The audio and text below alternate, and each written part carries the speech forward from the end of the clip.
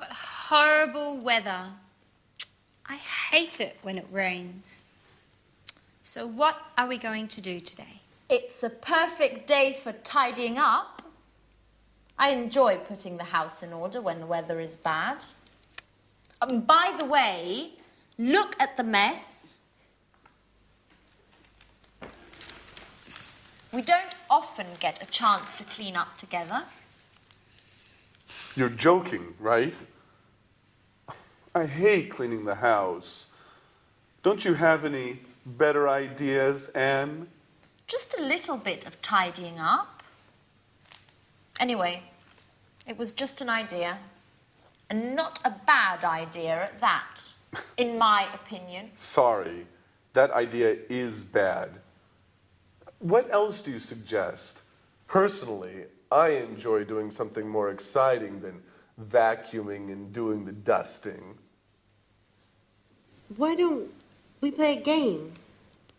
What kind of game? How about playing cards? No, I hate playing cards. It's so boring. Let's see what's on TV. Cartoons, soap operas, political talk shows. There's nothing interesting on. Shall we go for a walk? I like walking in the rain. Why don't we take a walk to the new bakery in Piccadilly? What do you say? Are you crazy? It's raining out. Well, you know what the traffic's like when it rains. I certainly don't want to get stuck in a traffic jam on a Sunday. That happens every day when I drive to work and when I drive back home. Okay. Okay. So, what shall we do? If you want, I can read your fortunes using the tarot cards. Aren't you interested in what the future holds? That's your favorite hobby. No thanks, Alice. Let's not think about the future. I prefer the future to remain a mystery. Well, I prefer to be prepared if something is going to happen. I don't like surprises. So, sit here. I'll tell you who you are and what your future holds. You know what I like to do on days like this? Nothing. Totally relaxing, doing nothing. I agree with you, Jack. Total relaxation. Now that's a great idea. And maybe eating something nice and tasty. Huh, Anne? Why don't you prepare us one of your lovely lunches? No way, guys. You don't want to go out. You hate cleaning the house. You don't like playing games. So, in other words, you want to do nothing while I have to cook. And do you know what I say? I also enjoy doing nothing. That's what I'm going to do. Watch out, couch. Here I come.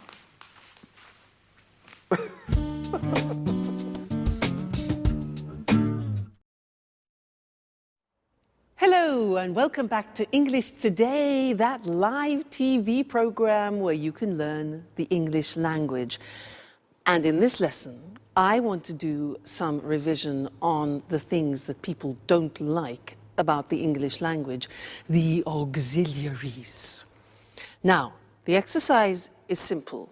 We're going to look at some of the auxiliaries that we've learned up to now. What are they? Well, we have learned am, is, are, do, does, and did. When do we use them? We use them in questions. Aha. This is the exercise. I have here some sentences in the positive form, and I want you to make questions using these auxiliaries, okay? So, I'll give you an example. I say, he likes wine. You start the question with what? What? He likes wine. Now, this is the simple present tense. So, which of those auxiliaries do we need? Am, is, are, do, does, or did? Simple present tense. Exactly, we need do or does. Now, I said he likes wine. Third person. So which one? Does. Exactly, good. So the question is, what does he like? Get the idea? Great, let's continue. Number 2. I play tennis. I play tennis. What sport?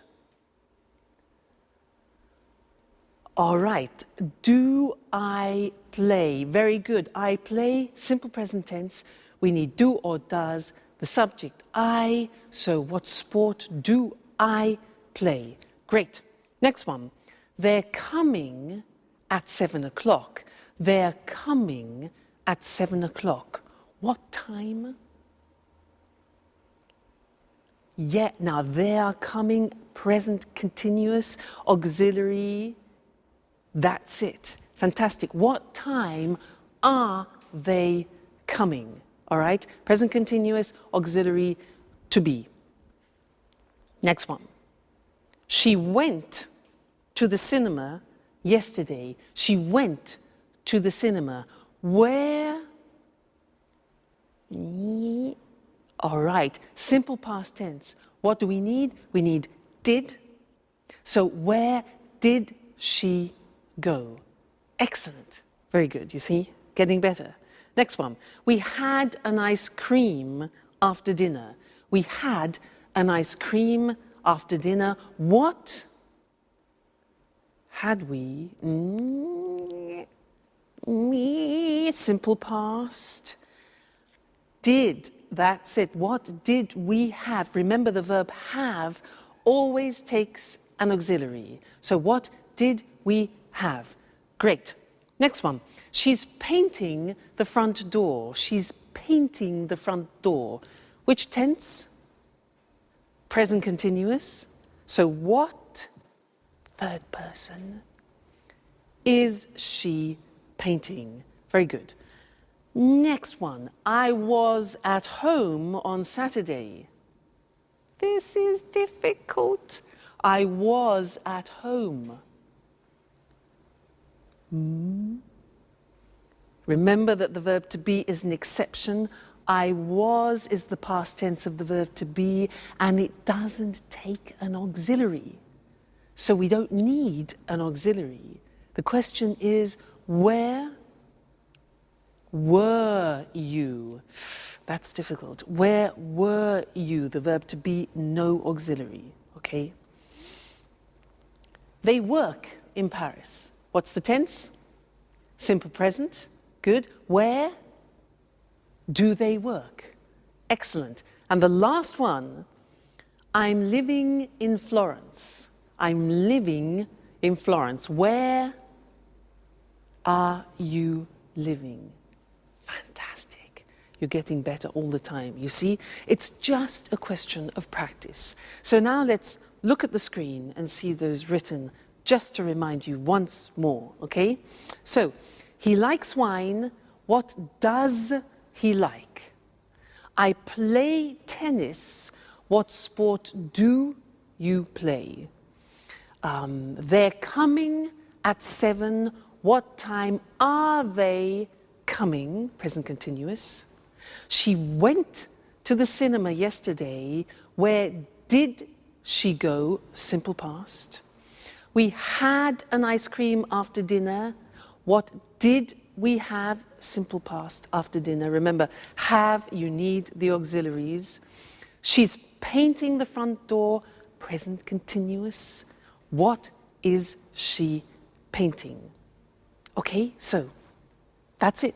Keep practicing with your auxiliaries. They will be easier and easier. Now let's go back to our friends, where Alice is reading Sharon's tarot cards. Let's see what comes up. See you later. Bye.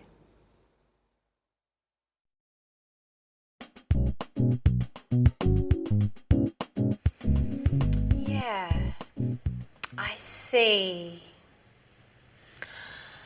You are very shy and sweet-tempered, yet you are somewhat moody, and sometimes it seems you prefer to stay by yourself. Yeah, that's right. Sometimes I enjoy solitude. Just me and my thoughts. Yes, indeed. I see that you are worried about something, but that's not clear. I think it has something to do with a boy, or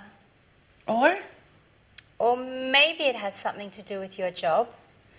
Yes, maybe you are going to get a new job. Wow. Definitely I like the second option. It's much better. But I don't know. Actually, this card means that love troubles are on their way. Sorry, Peter, but I see the shadow of another boy in your Sharon's heart. Don't be silly, Alice. Tell me more about this job instead. Okay, if you like. So you are very careful in your work, even if it seems you don't like it that much. Yeah, that's right. I like doing things right. If I can't work well, I prefer doing nothing at all. What's more, I'm very punctual. I hate being late. Yes, and you are also very modest. Thanks, Alice. Well, actually, I can't stand people who show off. They make me uneasy. Your tarot cards seem to know me very well. Well, you know, tarot cards never lie. That's why I want to investigate more about this mysterious boy. Come on, darling, they're not always right, are they? Yes, they are. I swear it. They always tell the truth. Oh, come on, girls. Stop it. How can you spend the whole afternoon talking nonsense? Why don't we do something more interesting? Why don't we all stop doing nothing and go out? Look, it has just stopped raining. How about strolling in the park? Yeah, that's a great idea. Let's go.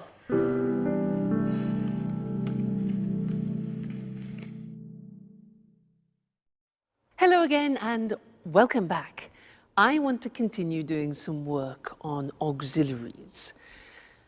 Do you believe in tarot cards? I don't. Now, that's sort of an example of what I'd like to teach you now, short answers in English. Usually in other languages, when you ask a question like, do you believe in tarot cards? People say yes or no. In English, it's a little bit more complicated. I can say, for example, do you believe in tarot cards? Yes, I do. No, I don't. So we take the auxiliary and we repeat it in the positive or the negative. So that's really quite strange. Other languages don't do that. As it's complicated, I want to go to the screen now and we can look at it written. It'll be easier for you. Very common. You'll hear it all the time. So, look at the example. Does he like wine? Instead of just saying yes or no, we take the auxiliary of the question and we say, yes, he does, or no, he doesn't. You see that? We repeat the auxiliary. Very unusual. Do you play tennis? Do is the auxiliary. Yes, I do. No, I don't. The negative, all right? So we always take the auxiliary of the question. Next one. Are they coming at 7 o'clock? We've changed tense. It's the present continuous, the auxiliary to be. So yes, they are, or no, they aren't. Are they coming at 7 o'clock? Yes, they are. No, they aren't. Next. Did she go to the cinema yesterday? Did. Simple past. Repeat. Yes, she did. No, she didn't. Okay? Next one. Did you have an ice cream after dinner? Yes, we did. No, we didn't. Is she painting the front door? Is. Yes, she is. No, she isn't. Were you at home on Saturday? Now listen to this. Yes, I was. You take the verb to be and you put it in the correct form. So were you? Yes, I was. No, I wasn't. Okay? Is she in the bathroom? Is. Yes, she is. No, she isn't. Do they work in Paris? Yes, they do. No, they don't. Are you living in Florence? Yes, I am. Verb to be, are you? Yes, I am. No, I'm not. So you see, it's really quite unusual, isn't it? And it's not easy. It's not a spontaneous thing. You have to practice. So, do you understand? Yes, I do. No, I don't. All right, so those are your short answers. Have some fun with them. Keep practicing them. And I'll see you in our next lesson. Okay, bye.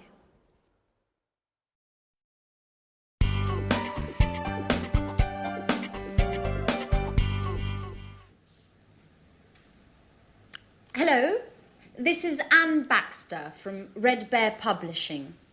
I'm looking for accommodation for an American writer and his agent. They're coming to London in 2 weeks' time. Could you tell me a little bit about your hotel, please? Our clients are used to the very best. Mm-hmm. Mm-hmm.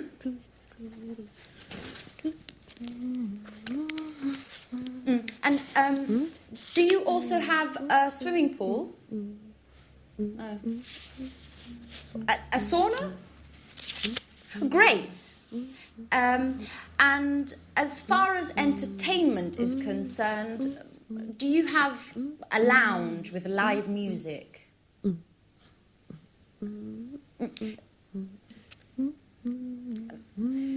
Could you hold a moment, please? Sharon, stop humming, please.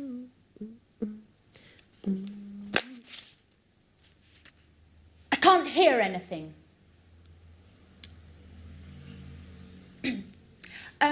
Okay, well, thank you very much for your help. I'll let you know as soon as possible. Right. Goodbye.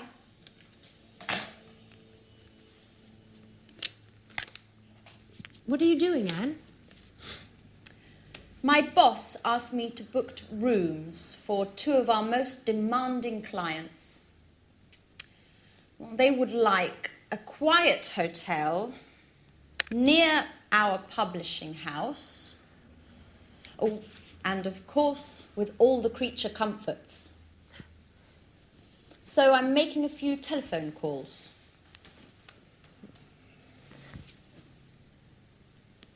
And listen to this song for a moment. It's Ray Charles's last recording. It's fantastic. I've got a lot to do, Sharon.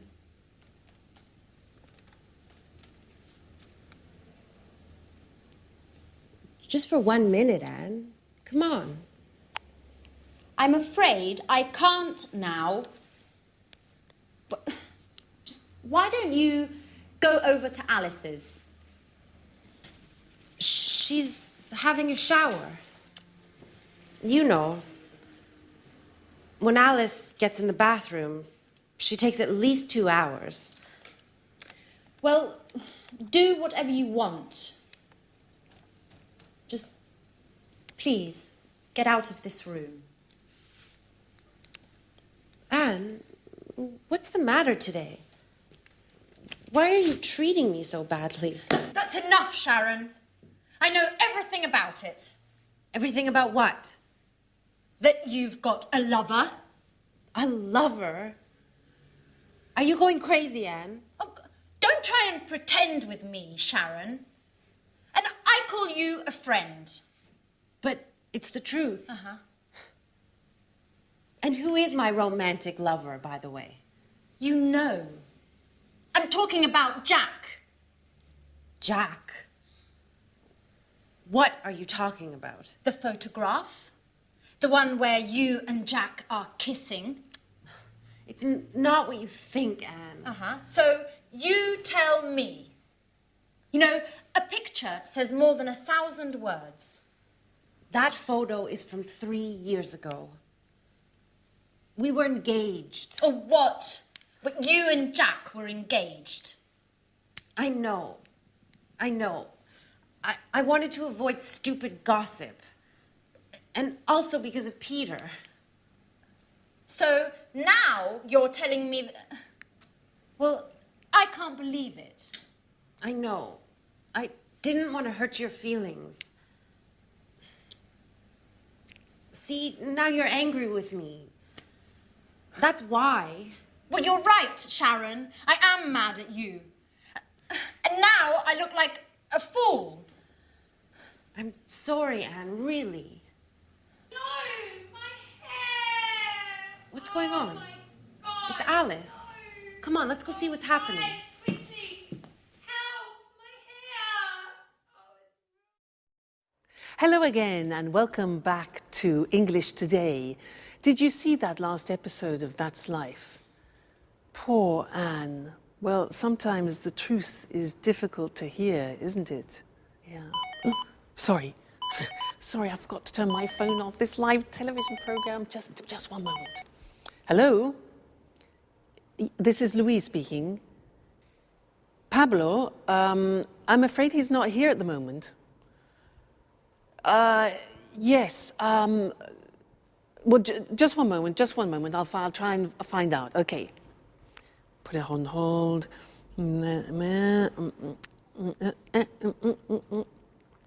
Hello? Yes, hello. Could I speak to Pablo, please? What, could you put me through to him? No. Okay, yes, I understand. No, it's not important. Don't worry. All right, thank you very much. Thank you. Yes. All right, bye. Hello? Yes, hello. I'm afraid he's not available at the moment.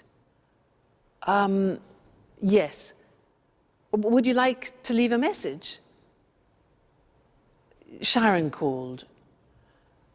Okay. Would you like him to call you back? Yeah. All right. Okay. Yes, I'll tell him.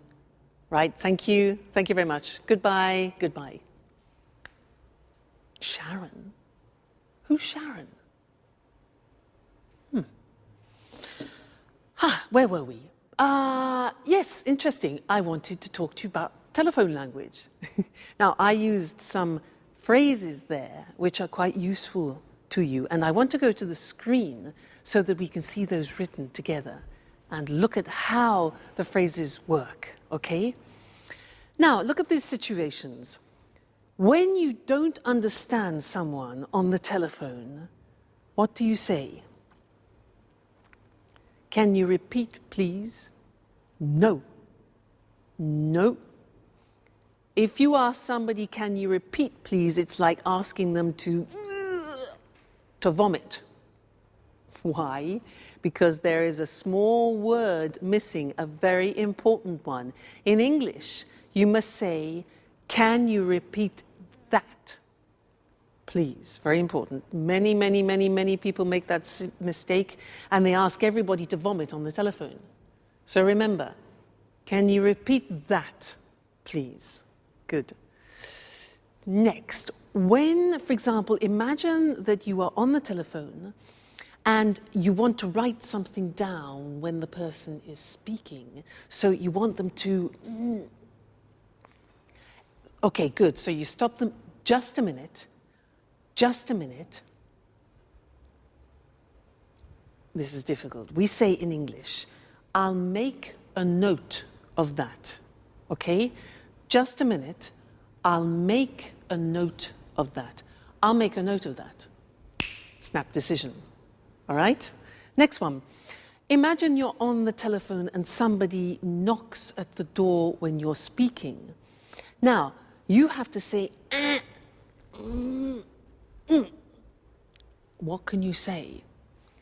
Yeah, so just a minute. We say, I'll be right back. Now that means that you're going somewhere and coming back then quickly. So just a minute. I'll be right back. I'll be right back. Okay? Useful, that phrase. Now, you return to the phone, okay, and the other person has been waiting for you. So, you need to apologize for the inconvenience. So you can say, sorry. We say in English, sorry to keep you waiting. Sorry to keep you waiting. So you say, just a minute, I'll be right back. Music, and you say, sorry to keep you waiting. All right? Great. Next thing, you're speaking to somebody and suddenly the other person disappears. Because, disappears. Now, how do you say that? In English, we say, sorry, we were cut off. We don't talk about the telephone line. We say, sorry, we were cut off. Okay? Great. Now, when the line is bad, you know, with mobile phones, often you can't hear properly, especially when you're on the train, sometimes when you're in the mountains, and you hear... Do you know what you can say? We say in English, hello, you're breaking up. You're breaking up. I'll call you back. I'll call you back. So, you're breaking up, I'll call you back, or can you call me back? All right, so those are some of the most important phrases when you're speaking on the phone, but we will be looking at more telephone language because it's very useful for you. And it's a bit unusual. You need to practice it a lot. Practice in the bath, for example. I'll be right back. I'll be right back. So that way you don't panic when you answer in English. All right? Great. So I'll see you in the next lesson and we'll look at some more telephone language. Bye.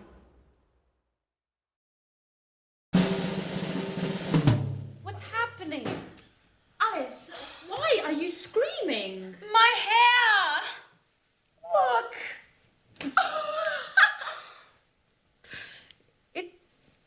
It looks... Your hair is green. I know! But how? Okay, imagine this. I'm washing my hair. Well, colouring my hair, actually. I want to change my look. My mobile rings. It's Tom. He's telling me all about this great party yesterday evening. I'm listening to his story and I don't realise the time flies. More than an hour. It's always the same old story, Alice. Anyways, green suits you. It looks very original. Very unique. Just like you. Well, Alice, don't be offended, but you look like a frog. Thanks, Anne. That's the nicest compliment. What shall I do? Well, why don't you call a hairdresser and make an appointment? And in future, try to avoid changing your look.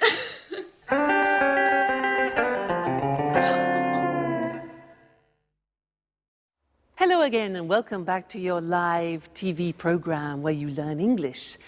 And in this lesson, I want to go back to look at some more telephone English because it's really not that simple. We have special phrases that we use when we speak on the telephone in English. So to help us, let's go and look at those on the language screen, okay? Now the first thing is when you introduce yourself on the telephone, we don't say, I am Louise. We say this. We say, this is Louise, or this is Mr. Smith. Now that's really quite unusual and different to other languages. So, hello, this is Mr. Smith. Or we can say, hello, Tom speaking. Tom speaking, Louise speaking. Okay, so don't say, hello, I'm Louise. We only use that when you do, for example, a sales presentation on the telephone. All right? Good. Then, asking who the other person is, you can say, hello, is that Mr. Jackson? Is that Mr. Jackson? So it's like, this is that Mr. Jackson? Hello, is that Peter speaking? And not, hello, are you Peter? Okay, is that? Good. Now, you want to ask to speak to another person. So what can you say? Well, you can say, hello, I'd like to speak to John, please. I'd like to speak to John. Or you can ask the questions, can I speak? Could I speak? May I speak to the managing director?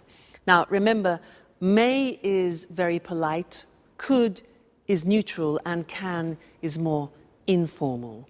All right?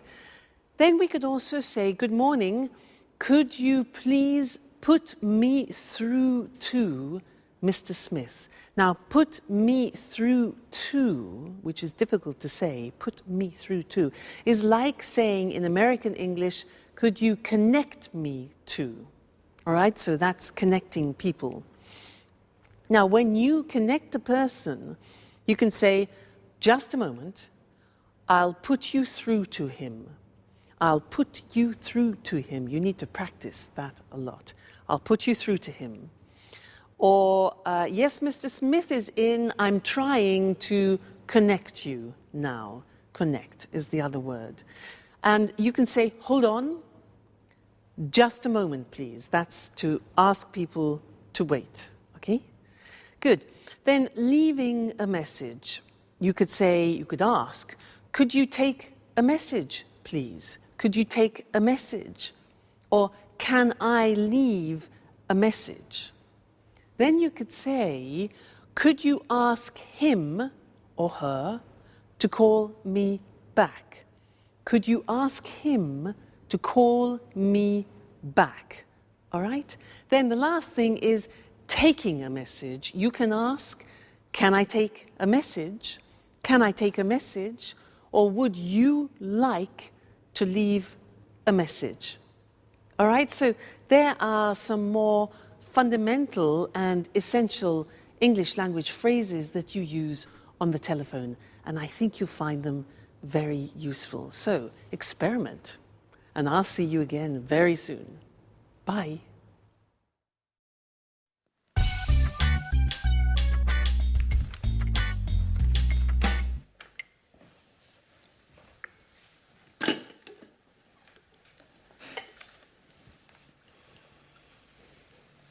Good morning, everybody.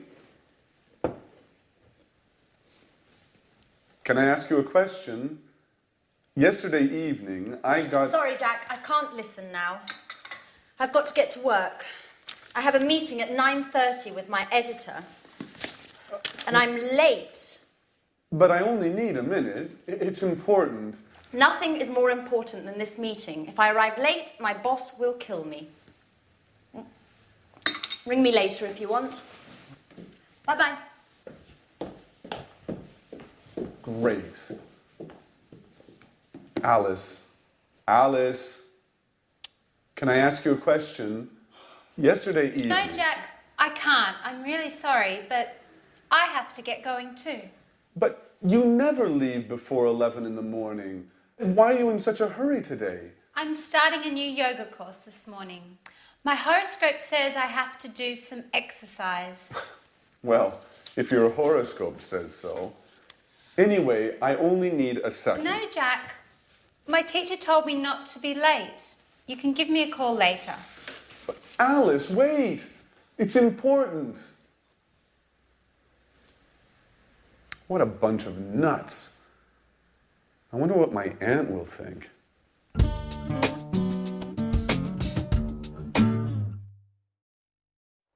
Hi again. Did you hear what Jack said?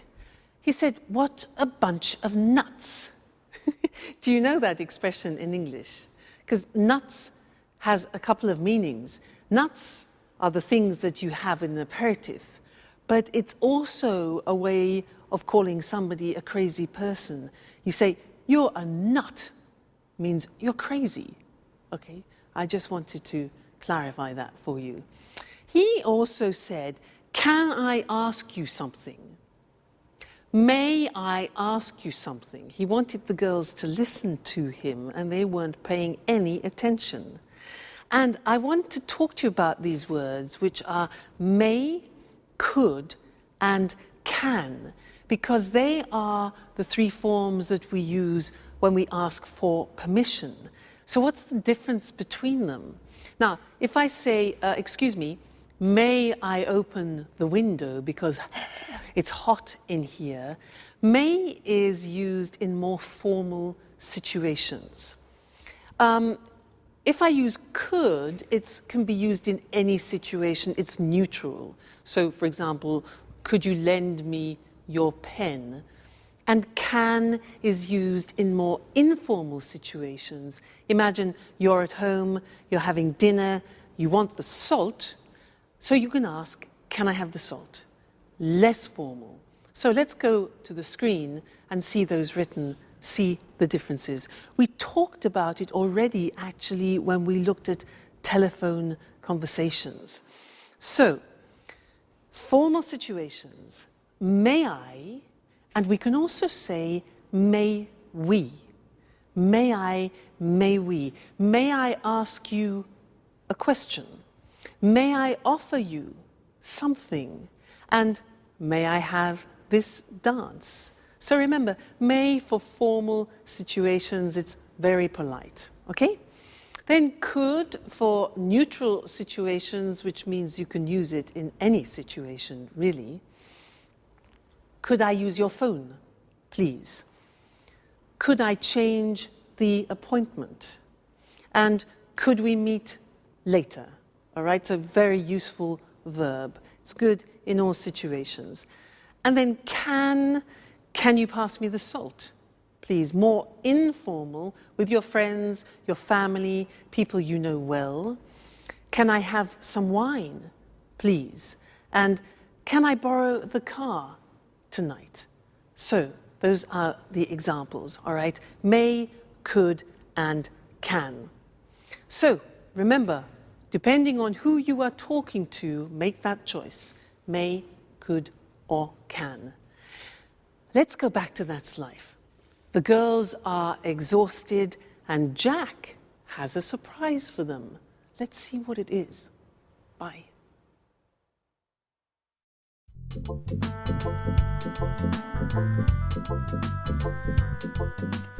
What a day. I'm exhausted. Me too. All of my muscles are killing me. What is there to eat, Anne? Well, we can make a sandwich. That's about it. The fridge is practically empty. Jack, is that you? Who's that with him? Hi, everybody. This is my Aunt Carolina. She came all the way from Bologna to see me. She'd like to see how I'm getting along. Well, good evening. Jack, why didn't you say anything? I should clean up. Look at the mess. Well, everybody was in such a hurry this morning. I tried to telephone you, but your mobile was off. And Alice's mobile just rang and rang.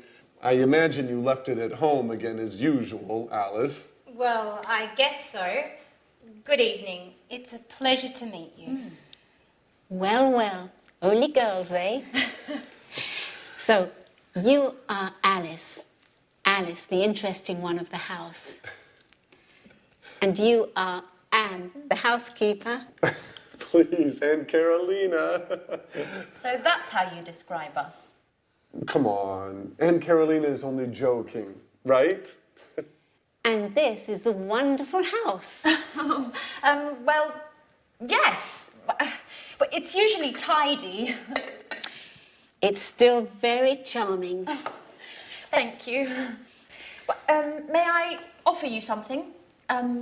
Would you like to have a glass of wine, maybe? Yes, thank you, I would.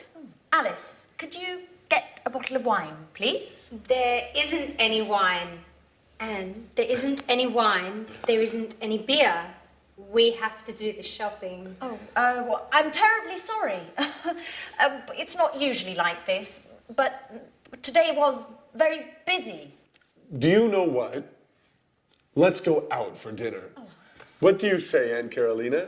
That sounds good to me. Excuse me, do you go out dressed like that? Maybe you should get cleaned up a bit? Yeah, you're absolutely right. Let's get ready to go out on the town. May I ask you a question, Jack? Of course, Aunt Carolina. Shoot. Do you really think it's such a good idea to live together with all these women?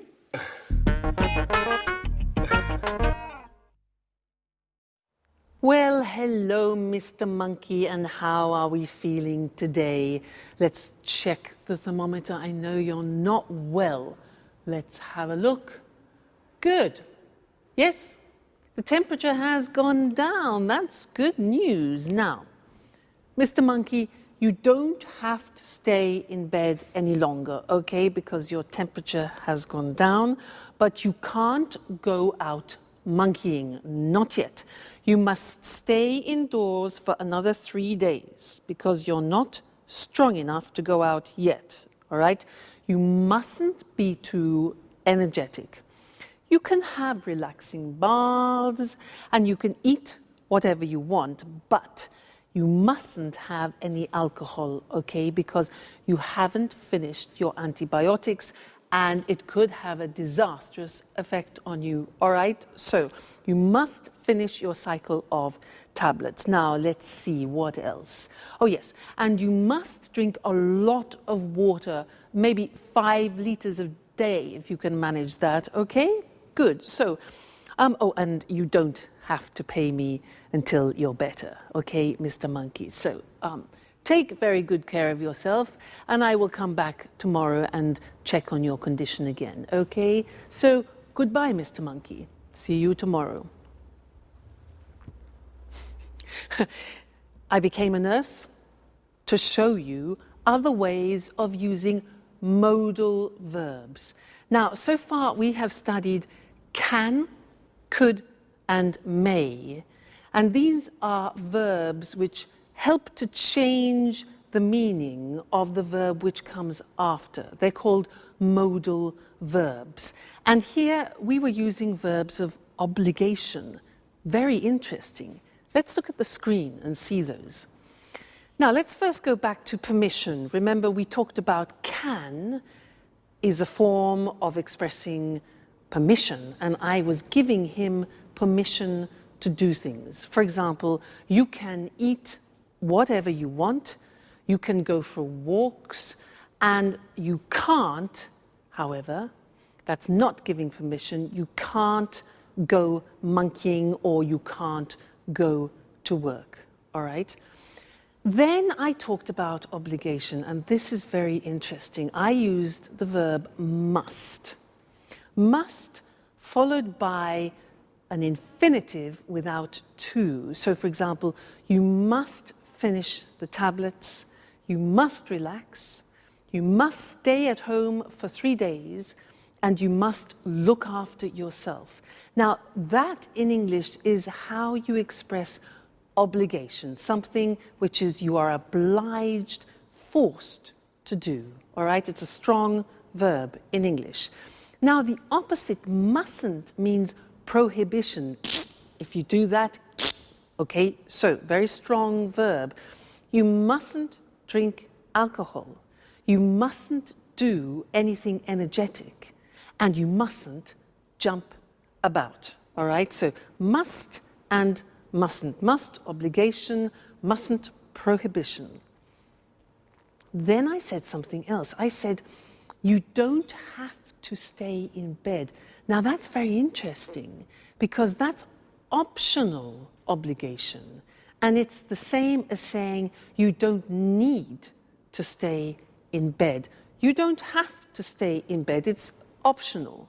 Or you don't have to stay indoors. I also said you don't have to pay me. It means it's not necessary. So that's optional obligation with have to. So that's an important lesson. Must, mustn't, and have to as different ways of expressing obligation. Great. So now you have to study more English. You must read and watch your English lessons. Okay? And I must see you again next time. Okay then. Goodbye. Good evening. Welcome to this week's edition of Let's Talk, our discussion program with our commentators, Tom and Marie. How are you? Fine, Eric. Fine. Good to see you again. Well, did you have a good weekend? Very good, thanks. I relaxed in the country. I have a house there. It's so peaceful. A healthy weekend. And you, Tom? Well, I had a great weekend too. I stayed in the city and it wasn't peaceful. I went out a lot and made some new friends. Sounds like a good weekend to me. So, the same old story. A relaxing, peaceful life in the country compared with an exciting life in the city. Where's the best place to be? In the city or in the country? Let's discuss this more. Sure. I'll convince you that gardening's more interesting than the pollution and chaos of the city. Well, I'm not so sure about that. Last weekend, I went to the cinema, a rock concert, and 2 parties. Gardening isn't for me. Really? Your weekend certainly wasn't relaxing. Don't you feel tired? Well, maybe a little, yes, but I love city life. The city offers so many things. It's fantastic. I don't agree with you. Life in the city is too stressful. You rush around all day long. And then there's the traffic and finding a parking space. Walking in the woods is far better than being stuck in traffic jams. I'm really thinking of moving to the country. Well, I don't think I could ever live in the country. I'd die of boredom. It would be a problem for my work, too. You're wrong, Tom. You can work from home. A friend of mine does this. He works from home. He uses the internet for email and virtual meetings. He goes to the office in the city 2 or 3 times a month. He's got 3 children, and life in the country is great for the family. And he loves gardening too. And gardening is difficult in the city, isn't it? Sure, but country life is so isolating. You don't meet new people. Well, okay, the city is more polluted, more stressful, but country life is so boring. I like meeting new people, making new friends, and in the city, it's easy to meet new people. I'm not so sure about that. Whenever I'm in the country, lots of my friends come to visit me. They all complain about the stress of city life, and they really enjoy the peace and quiet of the country. I'm sure that sooner or later, you'll arrive too. Let's bet on it. But if I do come, I'll bring a few friends and maybe we'll have a party. Okay, I'll be waiting for you. Of course, you're invited too, Eric. Oh, thanks, Marie. Okay, this is a good compromise. A less stressful weekend for Tom and a more exciting one for Marie. Well, the city or the country? I think it's difficult to say where it's best to live. It depends upon your taste. The country life is more relaxing, whereas the city life is more exciting. Well, time to say goodbye. Goodbye, Marie, and goodbye, Tom. Goodbye, Eric. Goodbye, Eric. And goodbye to you. And see you again next time on Let's Talk. Did you notice how we call life in the city, city life, and life in the country, country life? City life is more exciting, but also quite stressful. We say something is stressful when it makes you nervous. The traffic in the city is stressful. Traffic is the word we use for cars, buses, trucks, everything on the roads. When the traffic moves slowly or stops, we say there is a traffic jam. Parking in the city is also stressful.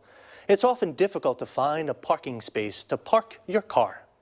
Notice the verb is to park, and a place where you can leave your car is called a parking space. Usually in cities, there are car parks. A car park is a big area with lots of parking spaces for many cars. Another problem in the city is the pollution.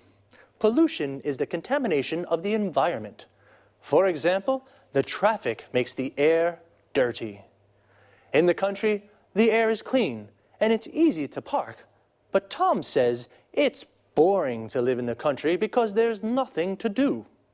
Boring means that it's not interesting. Marie says it's relaxing to live in the country. Relaxing means it makes you feel relaxed. Notice that often the adjectives we use to describe things, places, or people end with ing. The city is exciting. The country is relaxing, but boring. Adjectives that describe how a person feels often end with ed, ed. Tom is bored. In the country, Marie is relaxed. In the country, and stressed. In the city. Marie said that the city, you rush around all day. Rush around means to go everywhere and do everything very quickly. But in the country, you can go for walks in the woods and do the gardening. A wood is an area with lots of trees. The gardening is the work you do in your garden, like watering the plants or cutting the grass. Well, see you. Welcome to Cooking Today. Today I'd like to introduce you to a very special guest, Lisa French. She's the popular author of the bestseller, A PhD in Homemaking. Lisa, thank you so much for inviting us into your home. It's my pleasure. If you're wondering what to make for lunch, if you have to prepare a last-minute dinner, then Lisa's the person to ask for help. Listen, Lisa, I'm having a dinner on Saturday. Could you give me a tip on a quick and tasty dessert? Of course. You can prepare an easy-to-make dish with fresh strawberries. The strawberry season only lasts a few weeks, so it's worthwhile making the best of in-season berries. And it can be made in a jiffy. Oh, strawberries. I absolutely go mad about strawberries. So let's get started. Just the idea of strawberries makes my mouth water. First, wash, drain, and hull strawberries for 4 servings. Then, mash them to a pulp. All of them? No, you have to put aside some good ones for decoration. Okay, then what? Next, whip about half a pint of cream. Then whisk 2 egg whites stiffly and fold into the cream.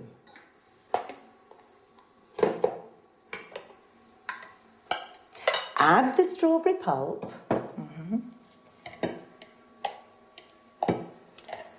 and stir in 2 tablespoons of caster sugar. Does it need cooking? No, all you need to do is pour the mixture into individual goblets. Is that all?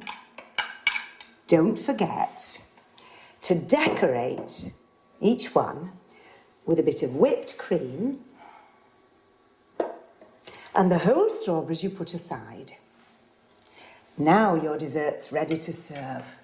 Oh, it looks delicious. Let me have a taste right now.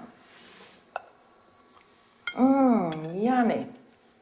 This is sensational. If any of you have a request regarding homemaking, then please contact us at our studio, 800-332211, or send an email to cookingtoday@homemakingtv.com. Thank you, Lisa. We have so much to learn from you. Thank you for coming. Have you enjoyed the recipe? Well, now let's go over the language used in the interview. First of all, let's explain what a homemaker is. A homemaker is an expert in all matters concerning administration and running of a household, cooking, budgeting, sewing, etc. Lisa used some typical culinary terms. Drain means eliminating excess water from food after washing or boiling. You drain pasta, vegetables, and so on. Hull means removing inedible parts from the food, like peas, beans, or strawberries. Mash means crushing some food, such as potato or carrots, into a paste. Whip means beating to a fluffy consistency, as in whipping cream. Whisk means whipping, egg whites, for example, to a froth, incorporating air or until firm. We say whisking stiffly. Stir is moving a spoon around a liquid when we add one ingredient to another. And mix them together when we say stir in. Fold in means blending other ingredients to a whipped mixture, stirring gently. Pour means adding a liquid into a mixture or serving tea, coffee, water. Lisa also mentioned a goblet, which is a small cup with stem to serve fruit salad or ice cream. A pint, which is a unit of liquid measure equivalent to 568 milliliters, a UK pint, or 550 milliliters, a US pint. A tablespoon is also used as a unit of measure. In order to express appreciation about food, we say tasty, delicious, yummy, mouth-watering. Lisa said in-season berries to mean fresh fruit. Otherwise, we say out of season, not to be confused with the word seasoning, which means adding salt, pepper, and other spices to food. A berry is a small fruit, such as a strawberry, blackberry, raspberry, blueberry. Another useful term is serving. You can also say helping. It refers to individual portions of food. Well, I hope you've had a good time, and I'll see you next time. Now let's watch the whole episode together. Watch the subtitles carefully because the language points that we've studied together are highlighted. Okay? Enjoy your viewing. Hello and welcome to English Today. This is DVD 9 and it's the first DVD of your lower intermediate level. And in this DVD, we'll begin with another 3 episodes of our story, That's Life, followed by our special TV programs where there will be a debate about where to live, the city or the countryside. Then we'll learn how to make strawberry whip in the cooking section. Then in the grammar section, we will study how to use the English auxiliaries. We'll also look at how to ask for permission and express obligation using must and have to. You'll also learn some important phrases for talking on the telephone, okay? So, happy viewing. Hello again and welcome to your lower intermediate lessons. Now in this lesson, we're going to do some revision of the English auxiliaries. You remember those terrible English auxiliaries? Do, does, is, are, and did? Good. Well, we're going to do some revision of those, and we're also going to learn to use some short answers in conversation. But first, let's go back to our story. Our friends are all together in Anne's house. It's a cold, rainy Sunday morning, and they're trying to decide what to do. So let's go and join them.